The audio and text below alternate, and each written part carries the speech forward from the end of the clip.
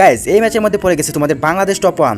বাংলাদেশ তখন আমার মেরে এটা বাংলাদেশ তখন হাত ভাই আর এই ম্যাচের মধ্যে কিন্তু আমি জোন পুশ করতেছিলাম, আর এটা OB50 আপডেটের আগের ম্যাচ।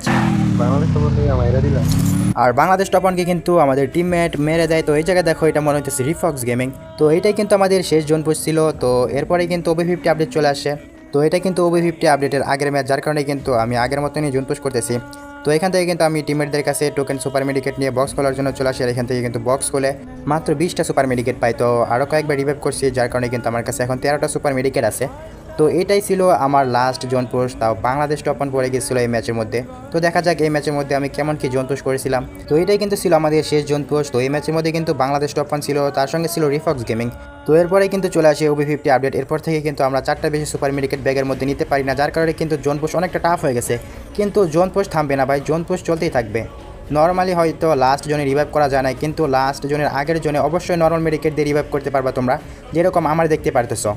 আমি কিন্তু এটা লাস্ট জোনের আগের জন্য রিভাইভ করতে গেছি। তো নর্মাল মেডিকেট দিয়ে কিন্তু রিভাইভ করা যায়, এরপরের জন্য কিন্তু অবশ্যই সুপার মেডিকেট করতে হবে। তো এই জন্য যদি রিভাইভ করতে যাও তোমরা, তাহলে কিন্তু অবশ্যই তোমাদের সুপার মেডিকেট করতে হবে। তো আমি কিন্তু এখানে সুপার মেডিকেট 10টা সুপার মেডিকেট নিয়ে টিমমেটদের রিভাইভ করার জন্য চলে আসছি। তো দেখা যাক আমি রিভাইভ করে সেফ জোনের মধ্যে যাইতে পারি কিনা। তো এই ভয়েসটা দিতে ভাই আমার খুব কষ্ট লাগতেছে যে এরপরে আমরা আর কখনোই জোন পোস্ট করতে পারবো না।